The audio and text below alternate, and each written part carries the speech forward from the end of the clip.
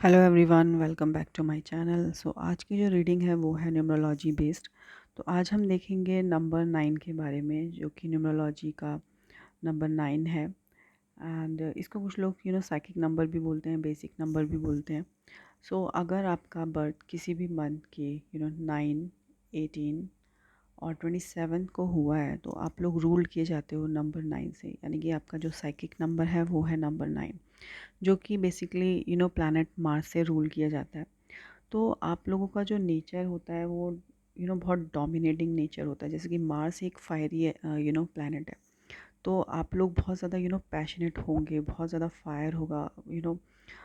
एक तरीके से आप में लीडरशिप क्वालिटीज़ होंगी। आप लोग बहुत ज़्यादा हर चीज़ को जिस तरीके से पैशन के साथ करते हो, बहुत एनर्जेटिक होके करते हो।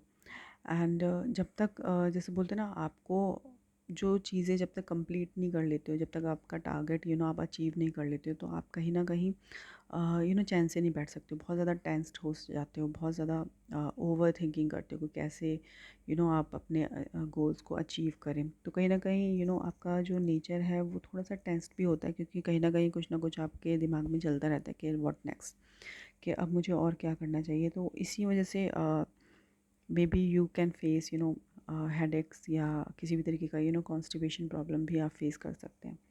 एंड ये जो लोग होते हैं जिनका भी नंबर 9 होता है, वो बेसिकली अपने पेरेंट्स को बहुत ज़्यादा बहुत अटैच होते हैं अपने पेरेंट्स से। सो उनके बारे में अगर कोई भी कुछ नेगेटिव बोलता है, इवन चाहे वो मजाक में भी बोलता है, तो दे कांट टेक इट। सो वो उनके अंदर होता है, वो कुछ भी बुरा नहीं सुन सकते अपने पेरेंट्स के बारे में। And they are very intelligent basically. काफ़ी आपका जो माइंड है, हर एक चीज़ में, हर आस्पेक्ट से देखा जाए तो काफ़ी इंटेलिजेंट पीपल होते हैं ये लोग। एंड लीडरशिप क्वालिटी होती है कहीं ना कहीं इन चाइल्डहुड से ही। वो जो एक रिस्पॉन्सिबिलिटी इनको मिलती है, वो कहीं ना कहीं आप चाइल्डहुड से ही निभाते हो। एंड हर चीज़ में आगे रह के उस जिम्मेदारी को पूरा भी करते हो। एंड आपके अंदर एक खासियत ये है कि ये लोग जो भी होते हैं ना, वो बहुत अच्छे से सीक्रेट्स को अपने अंदर रख सकते हैं। सो बहुत चीज़ें जो है ना वो ओपनली लोगों को बोलते नहीं है, तो काफ़ी सीक्रेटिव नेचर भी होता है। अगर इन केस किसी ने भी इनको अपना सीक्रेट बताया, तो वो कहीं ना कहीं बहुत सेफ रहता है। ये चीज़ों को बहुत इजीली अपने अंदर रखते हैं। एंड इनका एक और है कि जैसे कि इनका जो नेचर है वो थोड़ा सा डुअल पर्सनैलिटी टाइप भी होता है, क्योंकि लोगों को दिखाते कुछ है, अंदर कुछ और होता है। बेसिकली अगर फॉर्मेलिटी के लिए सामने वाले को बोल देंगे हाँ ठीक है ऐसे है, लेकिन इनके अंदर कुछ और ही चल रहा होता है। सो बेसिकली जो भी ये बोलते हैं वो जस्ट सिचुएशन से निकलने के लिए कभी कभी बोल देते हैं। एंड ये लोग पढ़ने में काफ़ी ज़्यादा इंटरेस्टेड होते हैं। इवन कुछ लोगों के लिए ये भी हो सकता है कि even after marriage also they can continue their studies, education. तो ये भी कहीं ना कहीं इनमें देखा गया है कि बेसिकली आफ्टर मैरिज भी लोग एजुकेशन को कंटिन्यू करते हैं। एंड आप लोगों में एक टीचर वाली क्वालिटी होती है, काफ़ी अच्छी फैकल्टी वाली क्वालिटी आप में होती है। एंड इनके लिए ना रिस्पेक्ट बहुत ज़रूरी है। अगर आप लोग इनको रिस्पेक्ट दोगे तो ये लोग बहुत अच्छे से आपको ट्रीट करेंगे। एंड अगर आपको इन केस इन लोगों को कहीं रिस्पेक्ट नहीं मिलती है, या इनको लगता है कि थोड़ा सा भी इनको वो जो चाहिए वो नहीं मिल रहा है रिस्पेक्टिव वे में, तो ये उस जगह को डेफिनेटली अवॉइड करेंगे, वहाँ जाना ही पसंद नहीं करेंगे। एंड बेसिकली इनको अपना जो एक जोन है ना वो ज़्यादा पसंद है। एंड इन लोगों को जब जो भी कोई एंगर इश्यूज होते हैं, तो ये बहुत ज़्यादा लाउड हो जाते हैं। मतलब इनकी जो वॉइस है वो भी बहुत लाउड होती है whenever they are angry. And कहीं ना कहीं ये लोग ट्रबल मेकर होते हैं घर के अंदर, लेकिन बाहर बहुत अच्छे से वेल मैनर्ड बिहेव करेंगे। But at home they are very trouble maker. बहुत ज़्यादा एनर्जी है इनमें, क्योंकि मार्स की एनर्जी है। अगर वो एनर्जी कहीं नहीं निकलेगी तो वो घर पे ही कहीं ना कहीं वो एनर्जी किसी भी फॉर्म में निकलेगी। चाहे वो कॉन्फ्लिक्ट के फॉर्म में निकले, या फिर किसी और, या तो आप कोई काम कर लें, या फिर आप अगर वो एनर्जी आप यूटिलाइज़ नहीं करते हो तो वो डेफ़िनेटली घर में कहीं न कहीं प्रॉब्लमैटिक होगी। एंड इन लोगों में एक और बिहेवियर होता है कि इन लोगों को लोगों की ऑर्डर्स लेना बिल्कुल पसंद नहीं है। लाइक दे हेट जब भी अगर किसी ने इनसे कोई डिमांड की है कि मुझे ये चीज़ आपसे करवानी है, तो ईज़िली वो चीज़ नहीं करेंगे। अगर खुद को वो चीज़ इंटरेस्टिंग लगती है तो ही करेंगे, अदरवाइज़ लोगों की डिमांड्स को ये फुलफ़िल नहीं करते हैं easily. And they are very जैसे बोलते हैं सर्विस काइंड ऑफ पर्सन भी होते हैं। कहीं न कहीं इनमें ना सेवा भाव भी होता है। लोगों को बहुत देते भी हैं। लाइक इनके घर में भी अगर ये लोग बहुत ज़्यादा देखेंगे कि लोगों को सर्विस प्रोवाइड भी करते हैं, लेकिन वो अनरिकग्नाइज्ड होता है क्योंकि इनका बिहेवियर ऐसा होता है। शायद इस वजह से जो ये करते हैं ना, वो कहीं न कहीं वो चीज़ें पीछे रह जाती हैं। एंड बहुत ज़्यादा डिवोटेडली चीज़ों को करते हैं। तो चाहे वो प्रोफेशनल लाइफ की हो बात या फिर कोई भी काम हो, जब तक वो इसमें उनको डिवोशन, जब तक वो उस लेवल पे नहीं जाएंगे ना, तो वो जब तक पूरा कर नहीं सकते हैं। अगर उनको वो चीज़ लगती है कि हाँ इसमें बहुत इंटरेस्टेड हैं, बहुत डिवोटेडली आप कर सकते हो, तो ही वो उस चीज़ को कंटिन्यू करेंगे। And also this kind of people are very romantic and बहुत पैशनेट होते हैं, ईजिली सेटिस्फाइड नहीं होते हैं, even in relationship also after marriage. कहीं ना कहीं बहुत पैशनेट है, हर चीज़ इनको इनके हिसाब से चाहिए, बहुत हायर एक्सपेक्टेशंस होती हैं। तो मे बी यही रीज़न हो सकता है कि अनसेटिस्फाइड रहते हैं ये लोग इन relationship also.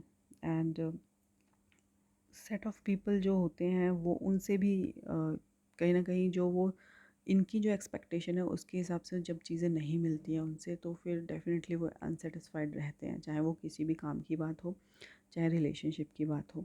And they are very powerful also, बहुत इम्पल्सिव नेचर भी होता है। एंड बेशक देखने में ना लगे लेकिन काफ़ी एनर्जेटिक होते हैं, बहुत ज़्यादा पैशनेट होते हैं, बहुत ज़्यादा इनमें एक और है बात कि बहुत ज़्यादा इम्पल्सिव है, तो डेफिनेटली गुस्सा बहुत जल्दी आता होगा।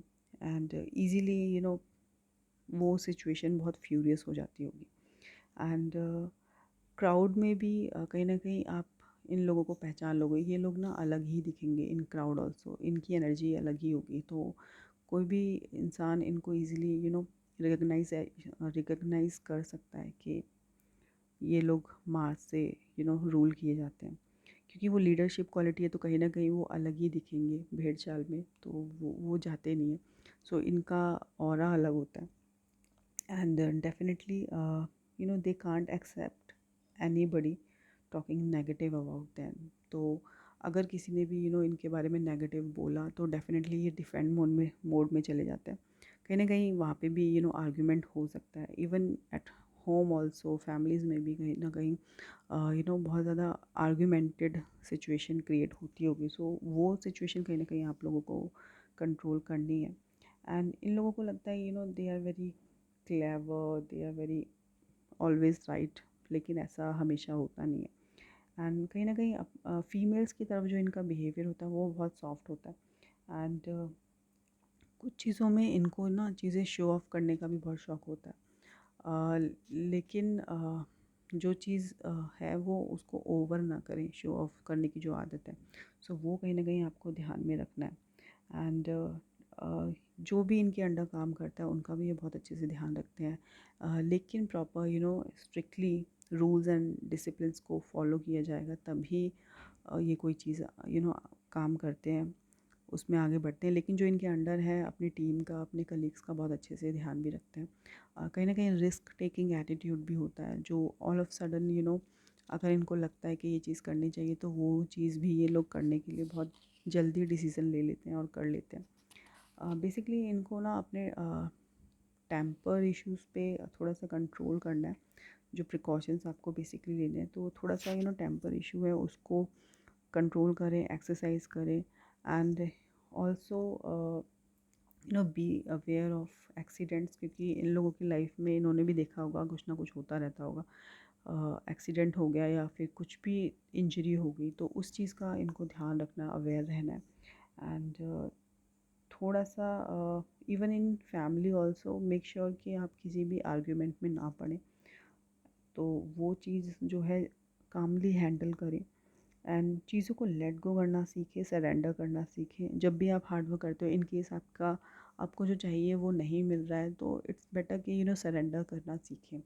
अपना सिर्फ कर्म पे ध्यान दें, फोकस रहें अपने गोल्स को अचीव करने के लिए। आपको क्या करना है उस पे ध्यान दें, रादर देन कि ये होगा या नहीं होगा उस पे ध्यान देने के। तो वो चीज़ आपको करनी है। एंड अगर आपकी लाइफ में कोई ऐसा दोस्त है जो आपको आपके सामने आपको सच्चाई बताता है, क्या सच है, मतलब वो बटरिंग नहीं करता है, तो ऐसे दोस्त को कभी भी अपनी लाइफ से ना जाने दें। So it's very good for you, क्योंकि मेनली ना लोग बहुत फेक होते हैं आपकी लाइफ में। जैसे कि आपका नेचर भी है, बहुत इम्पल्सिव नेचर है, तो इस डर से कुछ लोग सच नहीं बोलते होंगे। लेकिन अगर आपकी लाइफ में है जो ब्लंटली लोग आपके सामने बोलते हैं, तो उन लोगों को हमेशा अपने साथ रखें। एंड इन लोगों को बेसिकली हार्ट इश्यूज़ या बीपी की प्रॉब्लम होती है, तो इट्स बेटर कि अपने हेल्थ में भी उस चीज़ को ऑलरेडी दिमाग में रखें और उसी के हिसाब से अपनी फ़िटनेस पे ध्यान रखें, अपने हेल्थ पे ध्यान रखें। बेसिकली जो इनके लिए अगर मैं बोलूँ, लकी कलर्स जो होते हैं वो रेड शेड्स के होते हैं। कोई भी रेड की शेड हो या फिर कोई भी डार्क पिंक हो गया, रेड हो गया, या फिर कोई भी रेड के कलर के शेड्स हो गए, वो इनके लिए लकी होते हैं। एंड जो लकी इनके लिए जो स्टोन होता है बेसिकली वो होता है रेड कोरल, और जिसे हम कैट आई भी कहते हैं, वो भी स्टोन इनके लिए होता है। एंड अगर आपका कोई डिफ़िकल्ट प्रॉब्लमेटिक टाइम चल रहा है, तो you can worship Lord Hanuman ji, या फिर ट्यूसडे को फास्ट रख सकते हो, हनुमान चालीसा चैंट कर सकते हो, या फिर उनका कोई भी मंत्र है वो कर सकते हो। तो वो चीज़ आप जब करेंगे तो कहीं ना कहीं वो जो सिचुएशन है उससे आप निकल पाएंगे।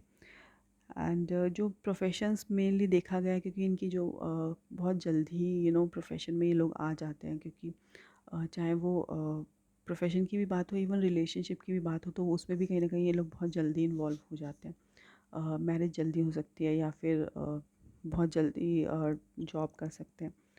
तो जो एरिया है जहाँ पर ये मैक्सिमम देखे जाते हैं, वो जैसे कि हो गया डिफेंसेस, हो गया पुलिस, हो गया इंजीनियरिंग की फील्ड में, हो गया प्रॉपर्टी से रिलेटेड ये लोग काम करते हैं। किसी भी तरीके का डील करना जहाँ पे प्रॉपर्टी रिलेटेड डीलिंग होती है वो कर सकते हो। फायर रिलेटेड वर्क कर सकते हो, कोई भी जहाँ पे फायर का इन्वॉल्वमेंट है। कुछ भी ऐसे काम जहाँ पर बहुत ज़्यादा एनर्जी है, फायर है, पैशन है, तो ऐसे काम ये लोग मैक्सिमम करते हैं।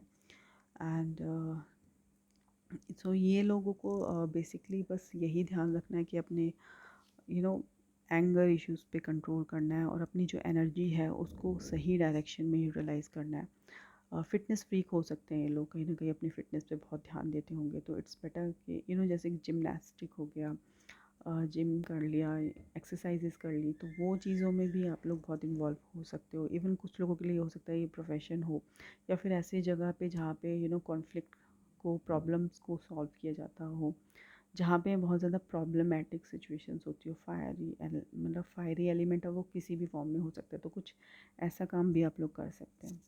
सो ये थी आज की reading. I hope you enjoyed the reading and meet you in the next reading. Till then, bye bye.